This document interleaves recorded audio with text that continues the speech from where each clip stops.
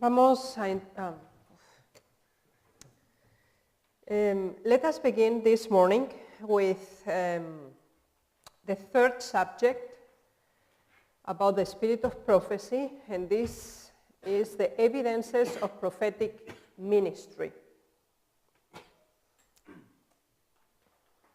In order to clarify or have absolutely possibility to decide it or to make a difference between what is right and wrong, related with the doctrine, we know that the Ten Commandments are the reference that we use for it.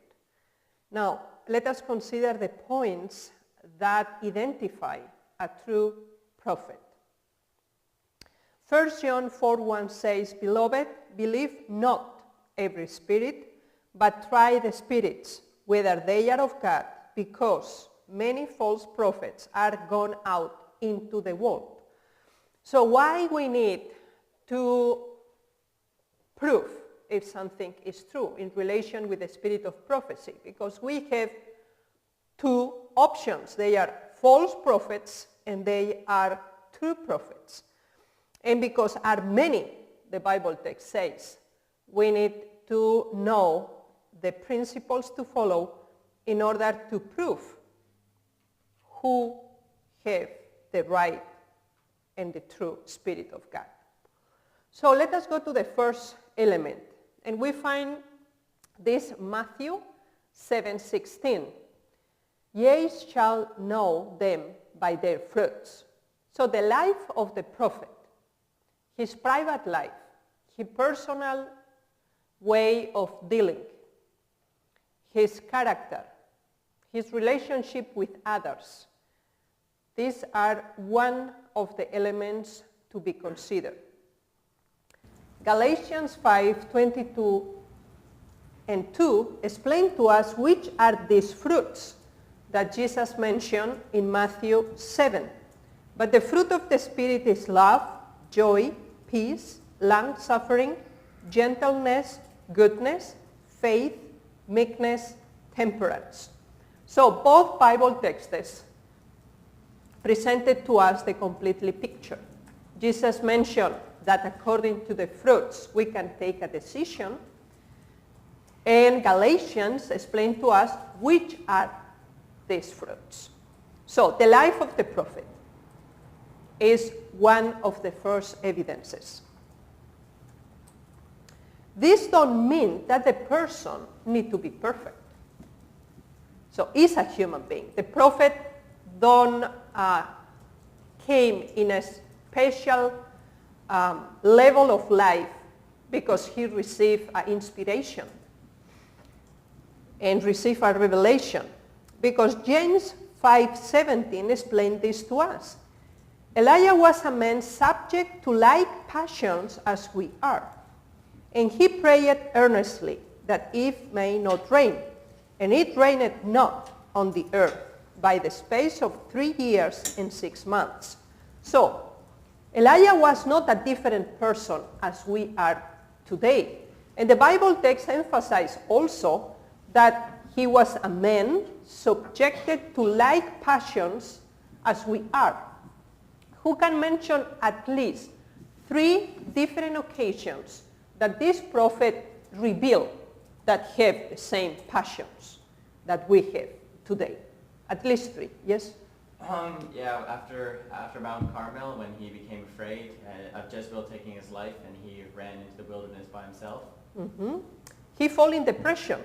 Yes. Because the queen decided, this prophet that killed my prophets, I will kill him in the same way. So he ran. And he hid himself in a cave and said to the Lord, I am the only one, and please take my life. And God only asked him, why are you doing here? Why are you here? Who called you here? Nobody. His own fear and his own depression. And the Lord said, please, you have many things to do. And how many I have in Israel? Do you remember? 7,000. Yeah. According to his account, he was the only one. According to God's account, were 7,000 that they were faithful to God. So he was not the only one. But generally, we concentrate our own suffering in ourselves, and we think that worse that happened to us cannot be. And that was the case of this prophet. Let us consider a second situation of this prophet that also showed how human he was. This don't justify his actions, but this happened. So, a second situation. What happened on Carmel when during almost all the day the prophets of Baal made all things possible to call for rain? What have the prophet revealed in this moment toward them? Well, Elijah said unto them, come on, maybe your God is sleeping. Call a little louder. He laughed Yeah, upon them, mocking them. That was not correct. That was not right. It's true, what they have done was ridiculous because don't make sense. But if a person believes something, no matter if it's wrong, we don't have the right to ridiculize this situation or to mock the person. We have the duty to clarify the person, but never to ridicule the person or mock upon the person.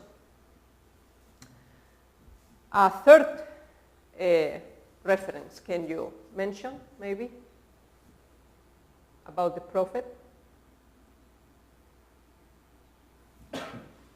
Okay, I think these two help us to understand this Bible text enough. So, but what is special about Elijah? We find his weakness in life, and what was his end? He went straight to heaven without having to see death. Yes, the Lord called him to heaven. So, what teach this to us? That we can do mistakes no matter we will go to heaven anyway. Is this what we learn from this? That with the help of God we can overcome our mistakes. Yes, we can overcome if we repent. Yes. And the prophet repented. The people that are part from the 144,000 are not those that never sinned. But they repented, feel pain for their sin, and with the help of the Lord, overcome. But this don't mean that in the heavenly record is completely blank. That's never they have done something wrong. Because the time of the fear of Jacob, why is the fear of Jacob? Oh, that's when they're searching their souls and they're looking back in their life and they're making sure that every sin has been confessed. So, they have problems in the past. They have do things that were not right. But they have arranged this with God. No open issues remain. And this is very important for us too. But especially in the case of the prophets, and in this specific case, we see that this prophet put everything in order in front of God, and the Lord bring him to heaven without going through death. So first evidence, the life of the prophet. Let us go to other evidences. Jeremiah 23:13. And I have seen folly in the prophets of Samaria. They prophesy in Baal and caused my people Israel to err. So a second evidence is the effect or the result of the message that is given. So, in this Bible text we see here that Jeremiah expressed through the inspiration of God that these prophets of Samaria, they prophesy. And what is the result of their message? They cause my people Israel to err, to go in the wrong way. So if also the message that the person presented bring us to the wrong path, to disobey God, to reject the present truth, is also a wrong prophet and is a wrong message. Related with this evidence, we have the origin of the message, not only the result of the message, but also the origin. And also in Jeremiah 23, 21 and 22, the word of God says, I have not sent these prophets, yet they run. I have not spoken to them, yet they prophesy. But if they had stood in my counsel and had caused my people to hear my words, then they should have turned them from the evil way and from the evil of their doings. So, we see here the two main sections of this Bible text. The Lord said, I don't have sent these prophets. I never called them. I never give to them any message. But if this will be like this, the message, if they have received from me the message, which will be the result? The people will hear my words, they will change their life, and came to the right way. Not right origin, not right final result. So the origin is related with the effect of the message. Because if don't have any divine message, for sure will bring confusion to the people that receive it and rejected then the message from God. Harmony of the message with the Bible. This is the second main. Okay, let me clarify to you something. We have, the first one is the life of the prophet, and we have subdivided in his personal life, A, B, effect of the message, C, origin of the message. And now we go to the second main evidence, that is harmony of the message with the Bible. Jeremiah 23:36. You will see that we mention a lot this prophet because he was confronted daily with these false prophets. So that was an issue for him and for the history of the people of Judah at this time. And the burden of the Lord shall ye mention no more, for every man's word shall be his burden. For ye have perverted the words of the living God, of the Lord host, our God. If we have considered the origin of the message, they are also middle way. Words that are not completely wrong, because the Bible text says they have perverted the words of the living God. So they have used words of God, but in a wrong way. They have misrepresented. They have presented in such a way that don't correspond to the truth.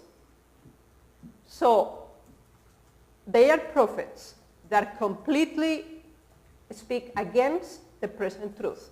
But they are also others that perverted, so manipulated, changed, transformed the message. You can see something that is good and correspond maybe to the present truth, but are other things that are completely wrong, but they are put together. So it's a perversion of the faithful, pure Word of God. Third evidence, prophetic message carried out.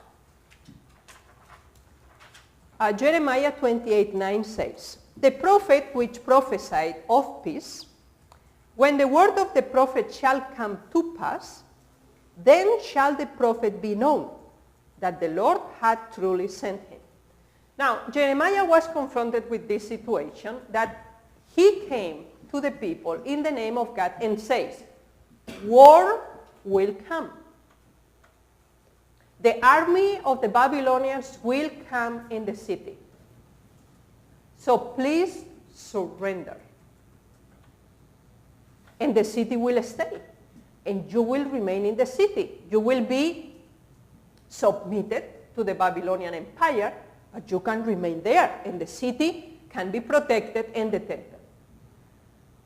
The prophet says, no, will be peace. The Babylonians will not attack us. we will be not destroyed. You can read Jeremiah. That was exactly the opposite. What Jeremiah preached is what the other prophets preached. And then Jeremiah said, okay, let us be like this. Let us believe that peace will come. If you believe what they prophesy, then this need to pass. And when this passes, then you say it's good, it's correct, it's a good prophet. But they already went through the first deportation. Where is the peace? Where was the peace? The Babylonians attacked Judah. They conquered not only all the state, but also the capital city, Jerusalem. And they took captives all the high society, the priests, the line of Judah from the family of David. And they went to Babylon, deported. And they saw them walking half naked, because this is what the Babylonians have done. Half naked the people, put together with chains one to another, and they needed to walk more than 800 kilometers through all the cities, so that other nations saw the shame, but at the same way the power of the Babylonian Empire. So they saw this. So peace was not the case. Nebuchadnezzar changed the king, put another king, and this king promised faithfulness to Nebuchadnezzar. After he broke his promise, but was no peace at all. So, need to have a fulfillment, the message that is given by the prophet. If it's not, then it's obviously a false prophet. A fourth evidence that we find in the New Testament is accepting Christ. And maybe we ask ourselves why in the New Testament this new element comes. And let us read the Bible texts and then we will clarify this. 1 John 4:2 says, hereby know ye the Spirit of God. Every spirit that confesseth that Jesus Christ is come in the flesh is of God. And hereby we do know that we know him if we keep his commandments. So in the time of John, a theory was introduced among Christianity, and this is the Docetism. The Docetists believed that Jesus was on earth, but he was not in a fleshly body, only in an apparent human form. This is Docetism.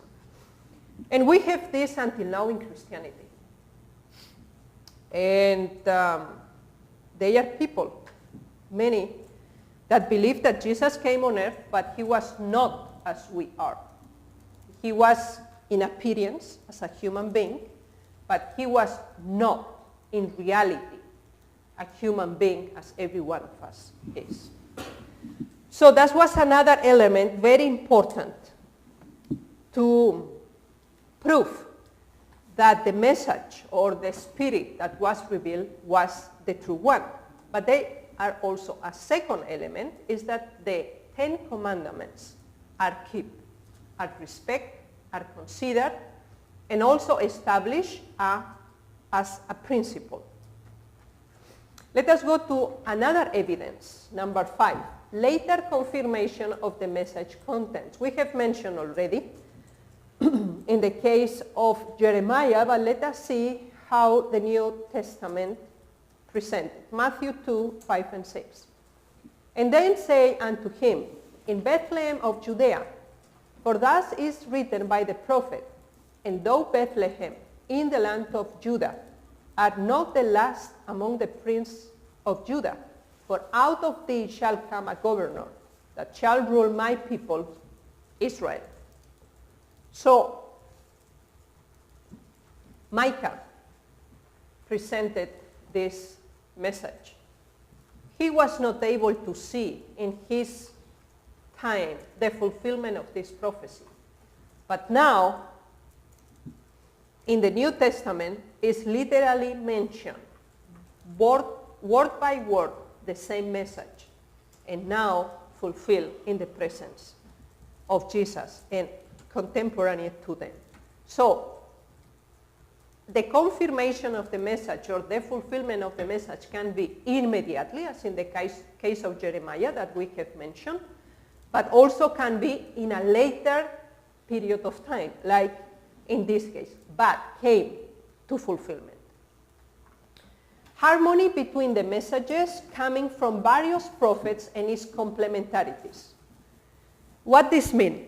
We have mentioned also yesterday some of these elements. We have here the example again with Daniel and Jeremiah. So the principle of the Bible is a little bit here, a little bit there. Line after line, I will speak to you. So you don't find in the system of the Bible one chapter or one book that speaks to you only about a one single subject and nothing else. For example, 10 Commandments and absolutely nothing else. You have this in chapters, but you don't have this the correlation in the books of the Old or the New Testament. So, because are different authors in different time, in different areas of the world, you need to put this together. And this harmony, this complementarity of the messages from different prophets reconfirm the spirit of prophecy of both of them. Therefore, the testimony says, the Bible himself also, that to confirm something, you need to have at least 2 or 3 witnesses. The same is with the spirit of prophecy. So you, and Sister White say, we will study this, you cannot confirm a doctrine that is based only in one single Bible text. The prophet's innermost reaction to the message. So the prophet is not an isolated element in the completely process of the receiving and also the transmission of the message. So he's part of it, he reacts, and he maybe not always understand, but at least is concerned about it. Daniel 8:27 says, "And I, Daniel, fainted and was sick certain days. Afterward I rose up and did the king's business. And I was astonished at the vision, but none understood it." So it's related to Daniel 8:14. So a reaction came in the prophet, and we have explained already why. So the prophet is not indifferent and is not isolated in all the process of communication. You will find also physical reactions, so specific physical conditions in this person. We have a lot of examples. I have chosen especially Ezekiel, but because we have many different ways how he reacted. So Ezekiel 2:2 say, "And the Spirit entered into me." Ezekiel 3:16, "The word of the Lord came unto me." Ezekiel 8:3, "And the Spirit lifted me up between the earth and the heaven, and brought me in the visions." Ezekiel 33:22, "Now the hand of the Lord was upon me in the evening afore, and had opened my mouth until he came to me in the morning. And my mouth was opened, and I was no more dumb." Ezekiel 42, "In the visions of God brought he me into the land of Israel." So we find in these examples, only in the person of one single prophet, different ways how he feels or how he realized the revelation of God to him. So one of these physical condition was that the Spirit entered into me. So he feel inside of his body the Spirit of God. Second, the word of the Lord came unto me. So it was an audible message. He didn't feel inside of him. He received the word. They are a second way how he received the message. Let us see the third one with the same person. And the Spirit lifted me up between the earth and the heaven and brought me in the visions. So he was against the gravity law, the gravitation. We cannot be in natural way between heaven and earth. We cannot do. We need to be here. We are bound to the earth because of the gravitation. When we are here, we cannot be anywhere else. But in this case came a change of condition, because he said, the Spirit lifted me up between the earth and the heaven. So he was on the earth. He was there. And from there, he received the vision. So this is a third way how the same person received different messages. And let us see another one in chapter 33. That the hand of the Lord was upon me in the evening, and had opened my mouth until he came to me in the morning. So, all the night, he was in a trance situation. From the evening came the hand of the Lord upon me, the prophet said, and had opened my mouth until he came to me in the morning, and my mouth was open, and I was no more dumb. You know the story why he became dumb. If not, please read it in this same chapter and also one before. So he was in a period of time not able to speak.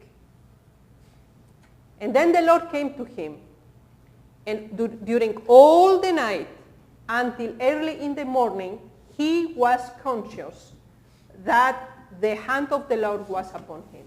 And then he again was able to speak. Another option here also is Ezekiel 40, verse 2. In the vision of God brought he me into the land of Israel. So where was Ezekiel?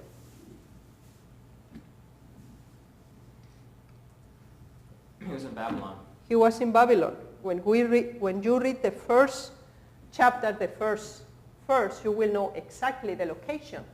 But then the Lord took him from Babylon and brought him to Israel. This is completely impossible in our human condition, that this happened immediately. We can go. He was in Judah, and he was transferred to Babylon by foot. He walked in the second deportation. But now God brought him for a specific purpose, because we know that this last section of the book of Ezekiel is when he received the visions about the new temple. And you find in the last section of the book of Ezekiel all the plan, how the second temple needed to be built. Unfortunately, was never built as God had given to him, but this is not the point. So he was brought in the same way as Philip, as we have studied yesterday, was brought to the eunuch. He was in Samaria, and he was brought to another place through the Spirit. So here in the same person, we see in chapter 2, the Spirit came into me, he said. In his body, he felt it. Chapter 3, the word was an oral transmission. Ezekiel 8, he was lifted up between the earth and the heaven. Ezekiel 33, he was not able to speak. But the Lord was upon him from the evening until early in the morning. And then he was able to speak again.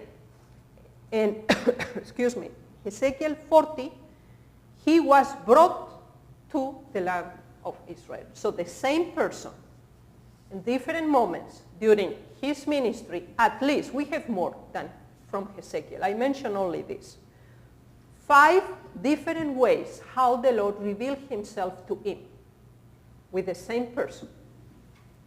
So, is a physical reaction in the human body. Let us see also Daniel. Daniel 7, 1 and 2 says, Daniel had a dream and visions of his head upon his bed. Then he wrote the dream and told the sum of the matters. Daniel spoke and said, I saw in my vision by night. So Daniel was alone in this case.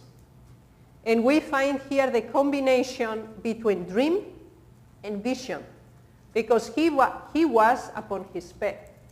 So that was night. And after this, he awake. And immediately, he began to write the dream. And therefore, we have the book. And this happened very often also to Sister White. Let us see the same prophet in chapter 10. I was by the side of the great river, which is Hiddekel. I, Daniel, alone saw the vision, for the men that were with me saw not the vision. So Daniel was in a specific place with different people. And the Lord gave to him the vision when he was there with the other people, but he was the only one that saw the vision, not the other ones. Do you remember Saul, when Saul was called, the apostle? He received a vision. Jesus called him and asked him, why are you persecuting me? And a great light came. He fell from his horse and he became blind. He was not alone. He was with other people. The other people don't hear any voice. Nothing for them. They realize something happened because he suddenly fell the horse and looked and was blind for the light. And after he said to them, bring me to Damascus, to this and this specific place, how God had told him. So no other people saw this. He was the only one. So again here in Daniel, we see that the same person, like in the case of Ezekiel, received messages from the Lord in different places, different circumstances, and according to different methods. So again, we see the diversity in the transferring of the message. Thoughtful of others. Daniel 9:19. O Lord, hear. O Lord, forgive. O Lord, hearken and do. Thee fear not, for thine own sake. O my God, for thy city and thy people are called by thy name. When the prophet received the vision or the dream or the oral transmission, and he understands that, he feel it, he take it personally. So he don't think, okay, I am good, this is not for me, this is for the others. So I will give it to them, but I am in another level, I am in another situation. No. Daniel was not guilty to be deported, to be a slave. He was not guilty for it. He was not sin against God to bring upon him this disgrace. He was faithful. The testimonies told us, and he proved it when he was in Babylon that he was faithful to the principles that he learned. But he received the consequences of the guilty of the people of God. And again, in Daniel 9, he took upon himself this guilty. He was not. So the prophet never elevated himself or lifted himself above the other people. We see the case of Jeremiah. Jeremiah had the option to be protected by Nebuchadnezzar. The general came to him when they took Judah and say, what do you want to do? Do you want to come with us to Babylon? Do you want to remain here? What I can do for you? And what say Jeremiah? Jeremiah can say, okay, I want to be the governor. I want to have this house. I want to have these servants. No, he said, I want to be among my people. And these people brought him to prison. Because when Nebuchadnezzar came, he was a prisoner, Jeremiah. And the Babylonians came to make him free from his own people. And he decided to remain with his own people. And then the general said, okay, happen according to your wish. So he remained there with them. And after, by force, they took him to Egypt. So the prophet loved God, loved the message, and loved the people. That he had the duty to transmit the message. The same was with Hezekiah. And this is something very important to understand, because we have many modern prophets that they claim to have a message from the Lord, but the message has nothing to do with the truth. And the relation that they have with God or with other people or even with the Bible and with the truth is completely out of what God expects from us. Let us go to the next evidence, divine calling and human weakness. When a prophet is called, never say, I know I am qualified. I know that you are going to call me. Generally, when people teach you to go to a working interview, they say you need to write all your curriculum, all your titles. I am this and this and this and this, and I have done that and that and that and that. So you need me in your business. I am the one that will do the best for your business. So the egocentrical perspective is extremely important to consider in this world that you are a successful person. No, is the principle of heaven. In the case of Isaiah, when he was called, then say I, woe is me, for I am undone. He felt his unworthiness when he saw the glory of God, because he saw it. And the Lord revealed to him. And when you read Isaiah 6 from the beginning, you will see how he received the vision of the most holy place where God was, because there were the cherubs also. And then an angel was sent to him to purify his lips. And then he said, I am undone. So the prophet never lifted himself about the message and not less about the originator of the message. So he is very conscious about his own unworthiness. Jeremiah is another example of it. I, Lord God, behold, I cannot speak, for I am a child. So he was able to speak. But the Hebrew sentence means, I cannot express myself properly. Because, for sure, he was not 30 years old. And in Israel, a man was not considered a full man until 30 years old. This is the reason why Jesus began his ministry also with this age. Was complete, was considered mature completely. So he was younger than that. We don't know exactly the age, but was relatively young if we consider all his long period of ministry, approximately 40 years of ministry of Jeremiah and all the sufferings that he went through. He was young at this time. And the Lord answered him something very special. Somebody know the answer that the Lord gave to him? Yes? I just forgot. I remember reading that he said that the Lord can help him. Yes, he said, I can help you. But he said, I choose you when you was. Oh, in the womb. Yes, in your mother womb. I choose you. So, the Lord knows us even before we are in existence. He has a plan for every one of us, even before we are born. So, what God wanted to explain to Jeremiah is, if you are called as a prophet, it's not because you are able to be a prophet. It's because you are the right one to be. And because I choose you, then you will be a prophet.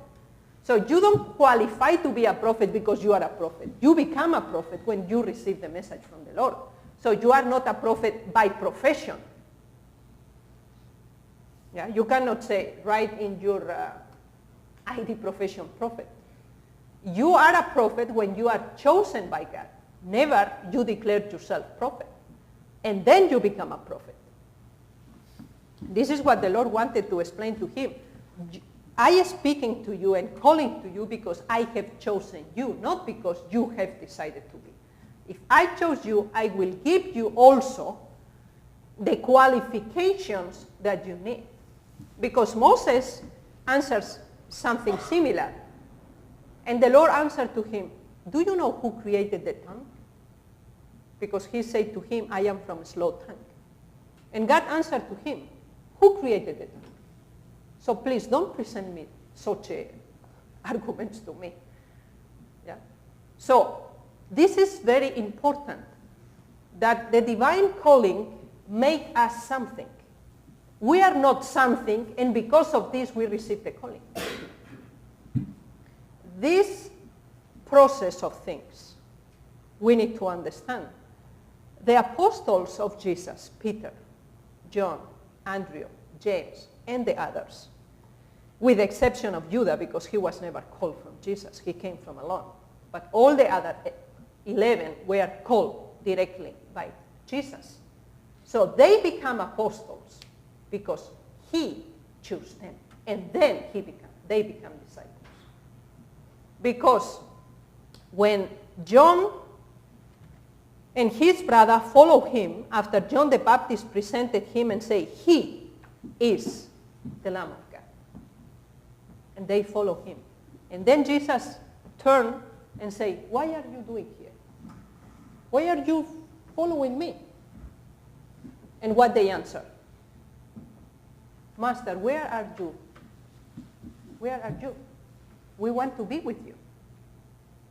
And then he said, follow me. So when they decided in their heart, they needed to have the calling of the Lord. And this is very important for every one of us that wish to work in the vineyard of God. We can have this wish in our heart, but we need to have the call. We need to have the call. And the Lord gives us the call if we are ready for it. So we have confirmed and presented the 10 main fundamental evidences for the confirmation or for the proving of a true or wrong prophet. So your homework for this hour will be to confirm 10 fundamental principles of a true prophet, with 3 examples of God's messengers for each of the points. You can make me a list here.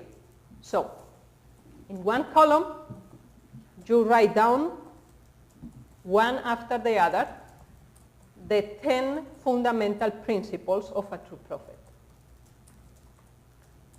And these 3 examples of more that you choose need to be in harmony with some of the 10 that you have mentioned. Therefore, I suggested to you to present it into columns. So you put the 10, and then at least you search for 3 examples, and you put parallel to the point that belong to it. Okay? So this is to this homework. That's that will help you to review and to concentrate the main ideas of these 10 points. They are approximately 25, but then we will go too much in the details and we don't have the time for it. But if you know these 10, it is actually enough to be able to distinguish properly. We have also suggestions for reading, if you wish to do it. Colporteur Ministry, pages 124 to 130, and Evangelism, pages 256 to 260.